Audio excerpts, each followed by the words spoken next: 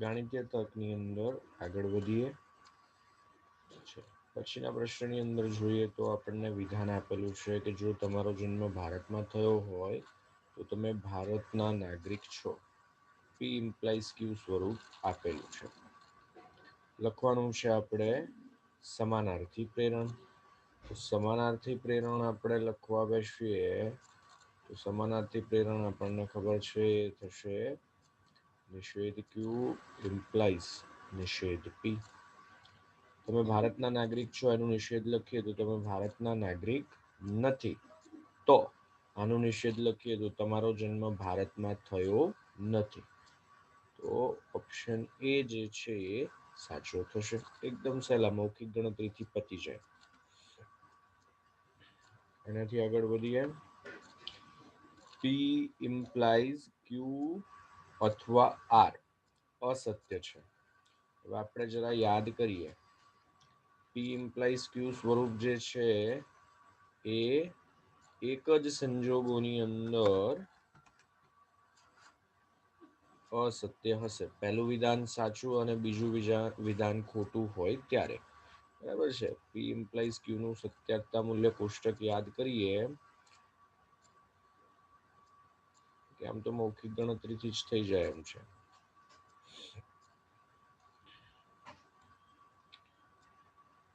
માત્ર પહેલું વિધાન સાચું અને બીજું વિધાન ખોટું આ સંજોગોમાં જે અસત્ય છે. બાકીના સંજોગોની અંદર વિધાન જે છે એ સાચું છે. તો અહીંયા આપણને કીધેલું છે કે પી ઇમ્પ્લાઇઝ ક્યુ વિયોજન આર અસત્ય છે. તો આનો અર્થ શું થયો? પહેલું વિધાન સત્ય છે અને બીજું વિધાન એટલે કે ક્યુ વિયોજન આર અસત્ય છે. બે વિધાનો અથવા દ્વારા જોડેલા છે અને અસત્ય છે. એક જ સંજોગોમાં થાય. બંને અસત્ય હોય તો ક્યુ જે છે એ અસત્ય અને આર જે છે એ પણ અસત્ય. બરાબર છે. તો પી જે છે એ સત્ય અને બાકીના બંને અસત્ય એટલે કે ઓપ્શન સી જે છે એ સાચો જવાબ છે.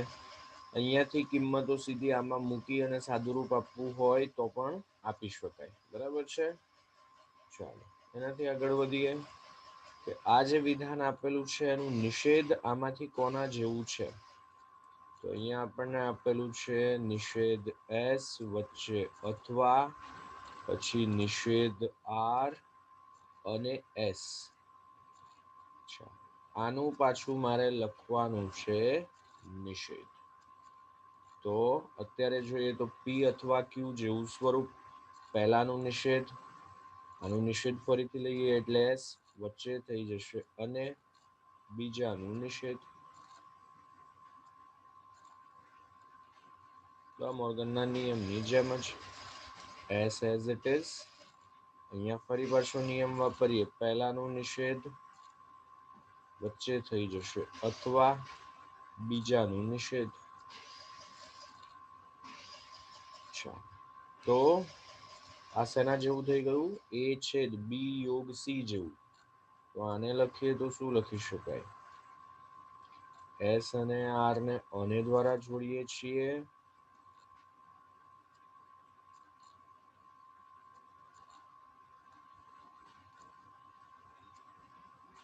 હવે આ તો ખાલી ગણ જેવું થઈ ગયું. ખાલી ગણનો કોઈ પણની સાથે યોગગણ લઈએ તો એનું એ જ વિધાન આપણને પાછું મળે. એ છેદ એ ડેશ જેવું થઈ ગયું. બરાબર છે. અથવા તો પછી અહીંયાથી આ રીતે પણ થઈ શકે.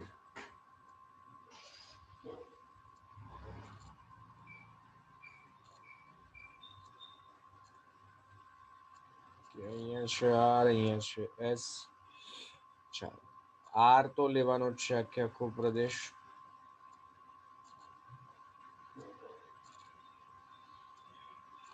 પછી એની સાથે લેવાનું છે એસ માં ન હોય એવો પ્રદેશ, એસ નો પૂરક ગણ એટલે કે એસ સિવાયનો એટલે કે બહારનો પ્રદેશ.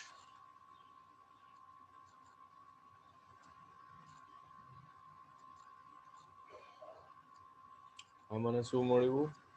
આર વિયોજન નિષેધ એસ. એનો હવે મારે એસ ની સાથે છેદગણ લેવાનો છે. એસ એટલે આ ગણ, છેદગણ લઈએ તો બંનેમાં કોમન પ્રદેશ આપણને દેખાય જ છે. શું છે? આ કોમન પ્રદેશ છે. આ કયો પ્રદેશ? બંનેનો છેદગણ. સેજ આપણે જવાબમાં લખેલો છે. એ રીતે પણ થઈ શકે. બરાબર છે. ચાલો એનાથી આગળ વધીએ. આનું સાદુરૂપ આપતા આમાંથી કયું વિધાન મળે એ વસ્તુ નક્કી કરવાની છે. નિષેધ પછી આપેલું છે પી ઇમ્પ્લાઇઝ નિષેધ ક્યુ. તો પ્રેરણ આપેલું હોય એનું નિષેધ લખીએ તો પહેલું વિધાન એઝ ઇટ ઇઝ, વચ્ચે અને બીજાનું નિષેધ, આનું નિષેધ લખીએ તો એ શું થઈ જશે? ક્યુ. મૌખિક ગણતરીથી થઈ જાય એવા પ્રશ્નો છે. બરાબર છે. આ પાછા 2019 એટલે કે લાસ્ટ યર પૂછાયેલા પ્રશ્નો છે. રોકડા 4 માર્ક કહી શકાય. બરાબર છે. ચાલો, સત્યાર્થતા મૂલ્ય કોષ્ટકનો ઉપયોગ કરવાનો થાય તો એવા દાખલાઓ ઓછા છે. આપણે થોડાક પહેલા 12ના એક્સ્ટ્રા દાખલાઓ જોઈએ છીએ. બરાબર છે. ચાલો આપણે હમણાં ગણ્યો એના જેવો કે પી ઇમ્પ્લાઇઝ ક્યુ સ્વરૂપ આપેલું છે એ અસત્ય છે. તો અહીંયાથી આપણે લખી શકીએ કે આ જે વિધાન છે સત્ય છે. પહેલું વિધાન સત્ય હોવું જોઈએ. બરાબર છે. હવે અને દ્વારા જોડાયેલા છે બે વિધાનો.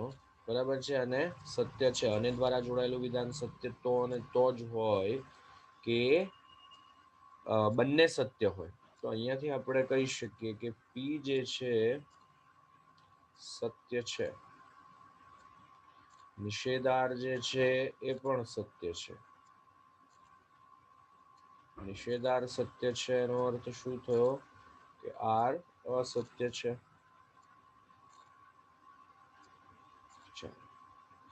ક્યુ વિયોજન આર જે છે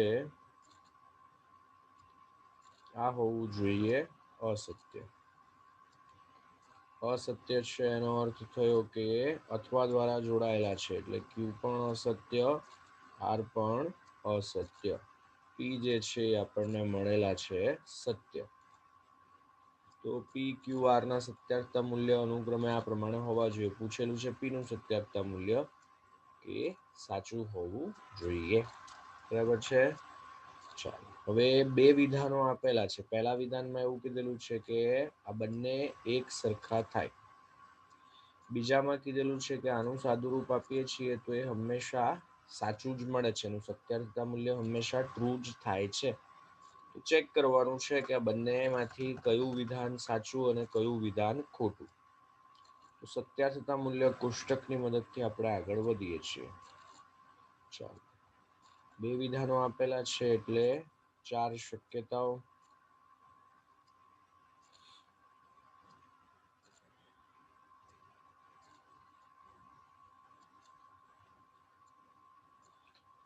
સૌથી પહેલા આપણને જરૂર પડે છે અહીંયા નિષેધ ક્યુ ની. નિષેધ ક્યુ જે છે એનો સ્તંભ લખીએ આના કરતા ઉલટું. બરાબર છે. સત્ય છે તો નિષેધ અસત્ય, વિધાન અસત્ય છે તો એનું નિષેધ જે છે એ સત્ય.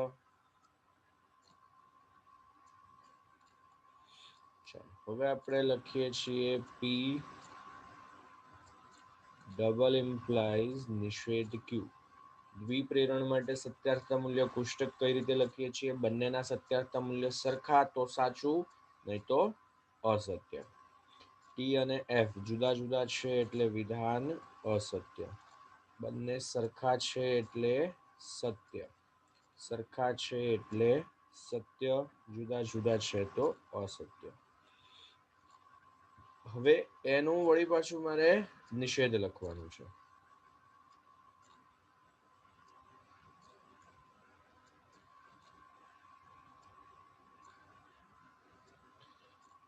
તો ટી એફ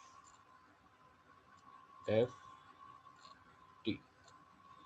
બરાબર છે, ડાબી બાજુ વાળું પદ તો ગોઠવાઈ ગયું. હવે આને લખીએ, પી અને ક્યુ બંને આપણી પાસે છે જ, બરાબર છે.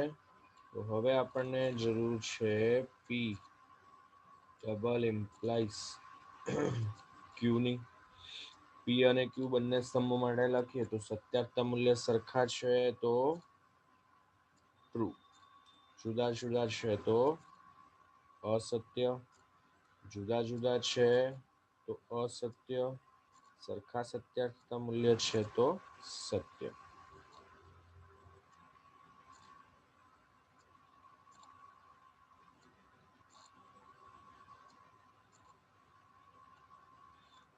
તો હવે આપણને પ્રશ્નમાં કીધેલું છે કે આ બંને સરખા હોવા જોઈએ. બંને સરખા ક્યારે કહેવાય? બંને માટે સત્યાર્થતા મૂલ્ય સરખા મળતા હોય તો.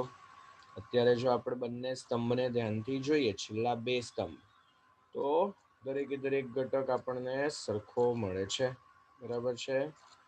બંને સત્ય, બંને અસત્ય, બંને અસત્ય, બંને સત્ય. અહીંયા જે પ્રમાણે છે કિંમતો સત્યાર્થતા મૂલ્ય, એ જ પ્રમાણે અહીંયા છે. બીજા શબ્દોમાં કહીએ તો આ બંને સરખા. તો અહીંયા આપણે કહી શકીએ કે પી ડબલ ઇમ્પ્લાઇઝ નિષેધ ક્યુ અને પી ડબલ ઇમ્પ્લાઇઝ ક્યુ બંને સરખા, બરાબર છે. એટલે કે પહેલું વિધાન જે છે એ સાચું છે. પહેલા વિધાનમાં આપણને કીધેલું હતું કે આ બંને સરખા થાય, તો ડેફિનેટલી વિધાન એક જે છે એ સાચું છે. પછી આપણને કીધેલું છે કે આ વિધાન નિત્ય સત્ય છે, એટલે કે એના સ્તંભમાં પહેલેથી છેલ્લે સુધી ટ્રુ જ હોવા જોઈએ. તો પી ડબલ ઇમ્પ્લાઇઝ નિષેધ ક્યુ, એનું નિષેધ ઓલરેડી આપણે શોધી જ કાઢેલું છે, અલગથી શોધવાની જરૂર પડશે નહીં. પણ એને ધ્યાનથી જોઈએ તો આ ન તો નિત્ય સત્ય છે, ન તો નિત્ય મિથ્યા છે. નિત્ય સત્ય ક્યારે કહેવાશે? પહેલેથી છેલ્લે સુધી હંમેશા ટ્રુ જ હોય તો. નિત્ય મિથ્યા ક્યારે કહેવાશે? પહેલેથી છેલ્લે સુધી હંમેશા અસત્ય હોય તો. તો વિધાન બે જે છે એ ખોટું છે. કોષ્ટકને આધારે કહી શકાય છે કે વિધાન બે અસત્ય છે. આપણને સત્યાર્થતા મૂલ્ય પૂછેલા છે, પહેલાનું ટ્રુ, બીજાનું ફોલ્સ. ઓપ્શન બી જે છે અહીંયા સાચો થશે, બરાબર છે. અગાઉ ઘણા બધા દાખલાઓ આપણે ગણેલા છે સાદુરૂપ આપીને વેન આકૃતિની મદદથી, એને આ પ્રમાણે કોષ્ટકની મદદથી પણ ગણી શકાય, બરાબર છે. હવે આનું સાદુરૂપ આપીએ છીએ તો આમાંથી કોના જેવું મળે છે આપણે નક્કી કરવાનું છે. ચાલો, તો પી અને ક્યુ બે વિધાનોની જરૂર પડે છે. બે વિધાનો છે એટલે ચાર શક્યતાઓ થશે.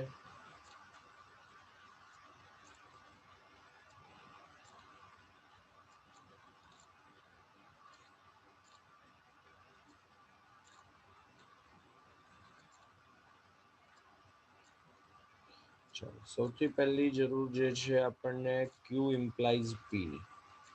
હવે ધ્યાન એ વસ્તુનું રાખીશું કે ક્યુ પહેલા છે અને પી પછી.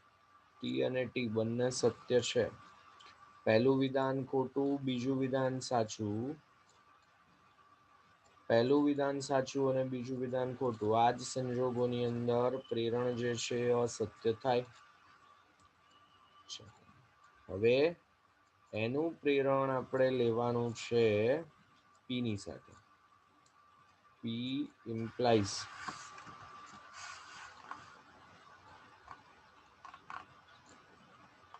ક્યુ ઇમ્પ્લાઇઝ પી. તો આ પહેલો સ્તંભ થશે, આ બીજો સ્તંભ થશે. સત્ય છે બંને, બંને સત્ય છે, બંને અસત્ય છે. પહેલું વિધાન ખોટું, બીજું વિધાન સાચું. તો જો આ સ્તંભને ધ્યાનથી જોઈએ ને તો પહેલેથી છેલ્લે સુધી સત્યાર્થતા મૂલ્ય હંમેશા સત્ય મળ્યું. પૂછ્યું નથી, પણ પૂછવું હોય તો આપણે લખી શકીએ કે આપેલ વિધાન જે છે એ કેવું છે? નિત્ય સત્ય. હવે આપણે નક્કી કરવાનું છે કે આનું સાદુરૂપ આપીએ છીએ તો આમાંથી કયા ઓપ્શન જેવું થશે. તો એના માટે દરેકે દરેક માટે આપણે આ પ્રમાણે સત્યાર્થ મૂલ્ય કોષ્ટકની રચના કરવી પડશે. બરાબર છે. અને જોઈએ કે ક્યાં આગળ નિત્ય સત્ય મળે છે. ચલો ઓપ્શન એ થી શરૂ કરીએ. પી આપણી પાસે છે, જરૂર છે આપણને પી વિયોજન ક્યુ ની.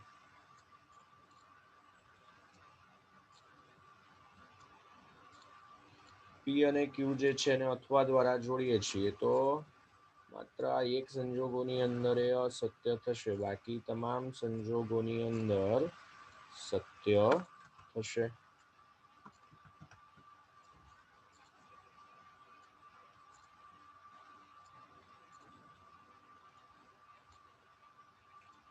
હવે શું કરવાનું છે આપણે?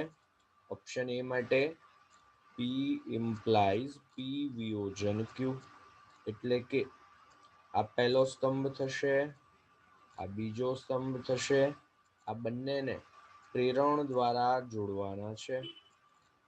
પી ઇમ્પ્લાઇઝ પી વિયોજન ક્યુ, બંને સાચા, બંને સાચા.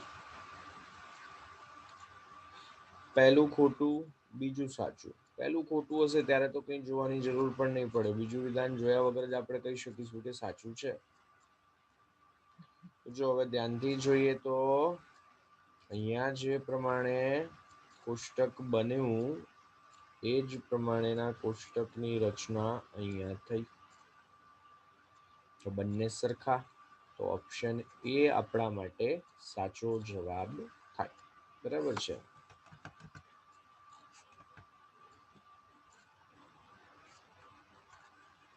પૂછેલું નથી પણ આપણે બાકીના માટે કોષ્ટકની રચના એકાદ બે માટે કરીએ કે જેથી આપણને ખ્યાલ આવે. અત્યારે તો સારી વસ્તુ એ છે કે ઓપ્શન એમાં જ આપણને જવાબ મળી ગયો, એટલે બાકીના માટે ગણતરી કરવાની થઈ નહીં. તો બાકીના માટે ફોર એક્ઝામ્પલ ગણતરી કરવાની થાત જસ્ટ અને જસ્ટ આપણી પ્રેક્ટિસ માટે એ સત્યાર્થ મૂલ્ય કોષ્ટક કેવી રીતે બને છે, બાકી જરૂર નથી. આ દાખલાની અંદર રકમ જે પ્રમાણે છે આગળ ગણતરીની કોઈ જરૂર નથી. અહીંયાથી જ આપણે કહી શકીએ કે ઓપ્શન એ માટે જે પદ ગોઠવ્યું મેં, બરાબર છે, એ આપેલ વિધાન જેવું છે. બંને સરખા છે એટલે ઓપ્શન એ જે છે એ સાચો થાય. પણ આ તો જસ્ટ અને જસ્ટ આપણી પ્રેક્ટિસ માટે. અને દ્વારા જોડીએ છીએ આપણે પી અને ક્યુ ને. બંને સત્ય હોય તો જ એ સત્ય, બાકીના સંજોગોની અંદર અસત્ય. હવે આપણે પી અને ક્યુ આ બંને વિધાનોને પ્રેરણ દ્વારા જોડીએ છીએ.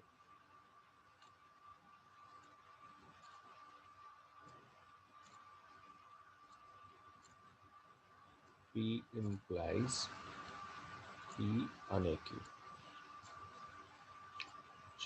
બંને સત્ય, પહેલું સાચું બીજું ખોટું. જુઓ અહીંયા સત્ય આવ્યું એટલે કે કિંમત બદલાઈ ગઈ. અહીંયા વિધાનની અંદર હંમેશા સત્ય જ મળતું હતું. ઓપ્શન બી સાચો નથી. બરાબર છે. પછી પહેલું વિધાન ખોટું છે એટલે એ વખતે તો જોયા કર્યા વગર જ આપણે લખી શકીએ કે ભાઈ આ સાચું જશે પ્રેરણ.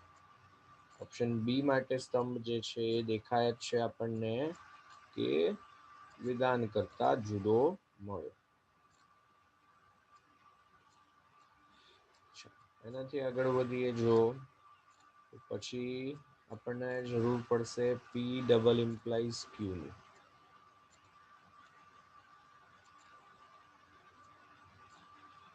તો બંને સાચા હોય ત્યારે સાચું, બંને ખોટા હોય ત્યારે પણ એ સાચું. જુદી જુદી કિંમતો હોય સત્યાર્થતા મૂલ્યની તો એ સંજોગોની અંદર એ થશે અસત્ય. હવે ઓપ્શન સી માટે આપણે શું કરવાનું છે?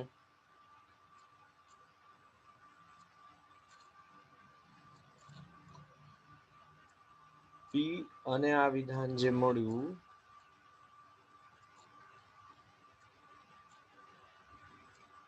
એને આપણે પ્રેરણ દ્વારા જોડવા છે.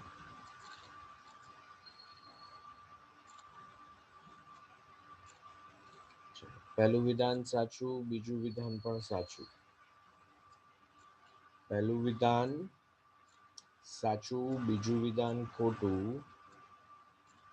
અહીંયા સત્યાર્થતા મૂલ્ય જે છે એ મળશે અસત્ય. પછી પહેલું વિધાન ખોટું છે ત્યારે પ્રેરણની અંદર સાચું ડાયરેક્ટ લખી શકાશે. તો જો હવે અહીંયા બે સ્તંભને ધ્યાનથી જોઈએ. ઓપ્શન બી અને ઓપ્શન સી માં જે સ્તંભ આપેલા છે એને જો ધ્યાનથી જોવામાં આવે તો બંને સરખા સરખા જેવા જ છે. એનો અર્થ શું થયો કે આની જગ્યાએ આ કે આની જગ્યાએ આ લખી શકાય. બરાબર છે. આમ પ્રશ્ન પૂછે કે પી ઇમ્પ્લાઇઝ પી અને ક્યુ કયા વિધાનને સમાન છે, તો આવો ઓપ્શન આપેલો હોય તો એ સાચો કહી શકાય. બરાબર છે. ડી માટે પણ બનાવી જ દઈએ. ચાલો, જગ્યા નથી એટલે હું નીચેની તરફ લખું છું. પી ઇમ્પ્લાઇઝ ક્યુ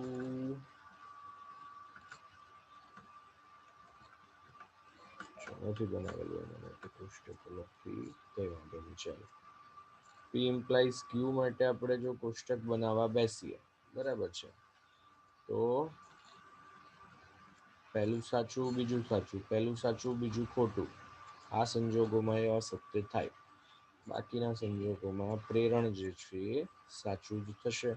ઓપ્શન ડી ની જો વાત કરવામાં આવે, પી ઇમ્પ્લાઇઝ ક્યુની, તો આ સ્તંભ અને આ સ્તંભ એમને હાલ પ્રેરણ દ્વારા જોડીએ છીએ. પહેલું વિધાન સાચું, બીજું વિધાન સાચું. પહેલું વિધાન સાચું, બીજું વિધાન ખોટું. અહીંયા તકલીફ પડી. બાકી તો પહેલું વિધાન ખોટું છે એટલે પ્રેરણ જે છે એ સાચું જ હશે. તો ધ્યાનથી જોઈએ ને તો ઓપ્શન એ સિવાયના એટલે કે બી, સી અને ડી ત્રણેય સરખા સરખા સત્યાર્થતા મૂલ્ય ધરાવે છે. બરાબર છે. એમના સ્તંભને જો ધ્યાનથી જોવામાં આવે તો સરખી જ સત્યાર્થતા મૂલ્યની કિંમતો મળે છે આપણને. બરાબર છે.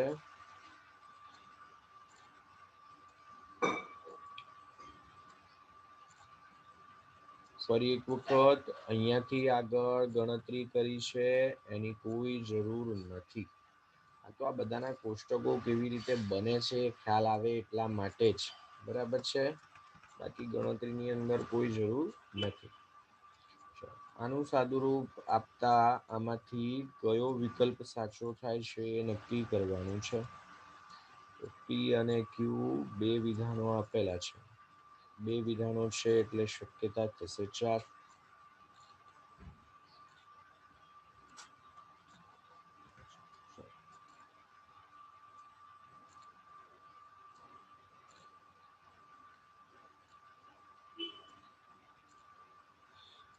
સૌથી પહેલી જરૂર છે પી ઇમ્પ્લાઇઝ ક્યુ.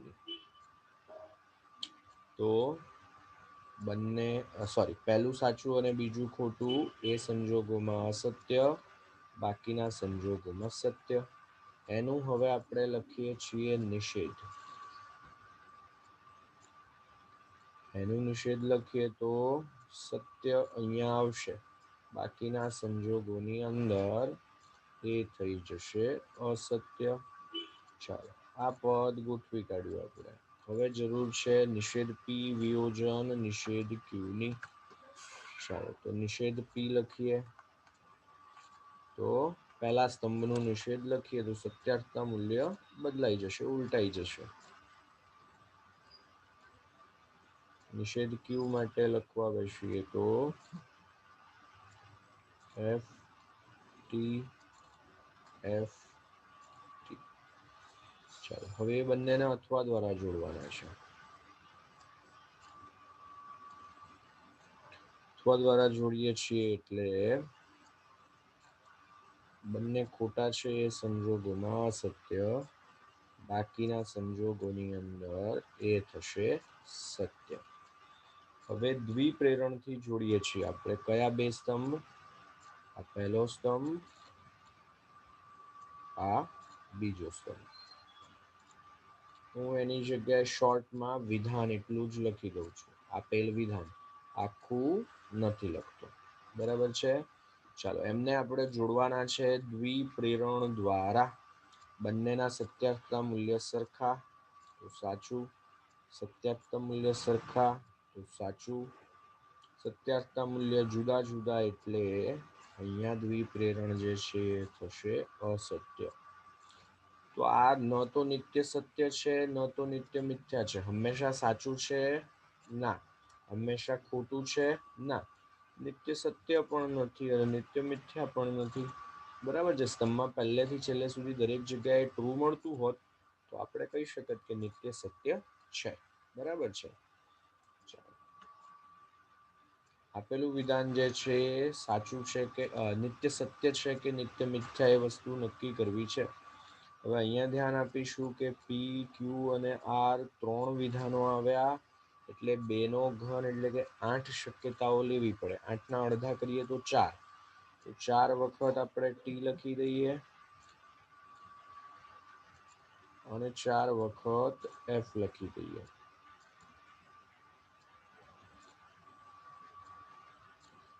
4 ના અડધા કરીએ તો 2, તો 2 વખત ટી, 2 વખત એફ, ફરી પાછું 2 વખત ટી, 2 વખત એફ.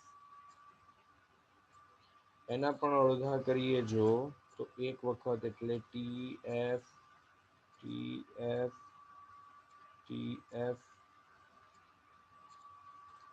T F. હવે આપણને જરૂર છે સૌથી પહેલા ક્યુ ઇમ્પ્લાઇઝ આર ની. બંને સાચા. પહેલું સાચું બીજું ખોટું. પછી પહેલું ખોટું છે એ વખતે તો આપણે આંખ બંધ કરી અને વિધાન સત્ય છે, પ્રેરણ સત્ય છે એવું લખી શકીશું. પહેલું સાચું બીજું ખોટું. ફરી પાછા સત્ય. હવે એનું પાછું પી સાથે પ્રેરણ લેવાનું છે. પી ઇમ્પ્લાઇઝ ક્યુ ઇમ્પ્લાઇઝ આર. પહેલો સ્તંભ પી, બીજો સ્તંભ ક્યુ ઇમ્પ્લાઇઝ આર. બંને સાચા. પહેલું સાચું બીજું ખોટું. બંને સાચા. બંને સાચા. પહેલું વિધાન ખોટું છે એટલે અહીંયા કશું જોયા કર્યા વગર પ્રેરણ છે એટલે સત્ય લખી શકાશે. કારણ કે આ અસત્ય કયા સંજોગોમાં થાય? પહેલું સાચું અને બીજું ખોટું માત્ર એક જ વિકલ્પમાં. ચાલો હવે આપણને જરૂર છે પી અને ક્યુ. પી અને ક્યુ તો બંને સાચા. પછી એક સાચું એક ખોટું અને દ્વારા જોડીએ છીએ એટલે બંને સાચા હોવા જરૂરી છે. પછી પી જ અસત્ય છે એટલે અહીંયા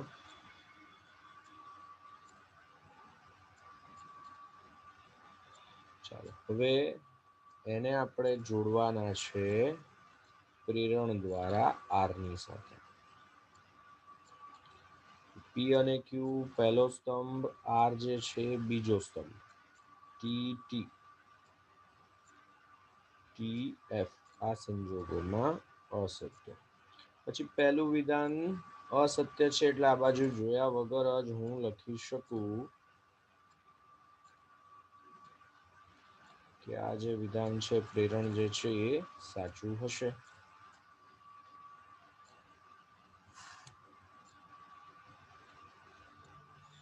હવે આપણે શું કરવાનું છે? આ બંને સ્તંભ જે મળ્યા એમને દ્વિપ્રેરણ દ્વારા જોડવાના છે. એને શોર્ટમાં હું લખું છું વિધાન.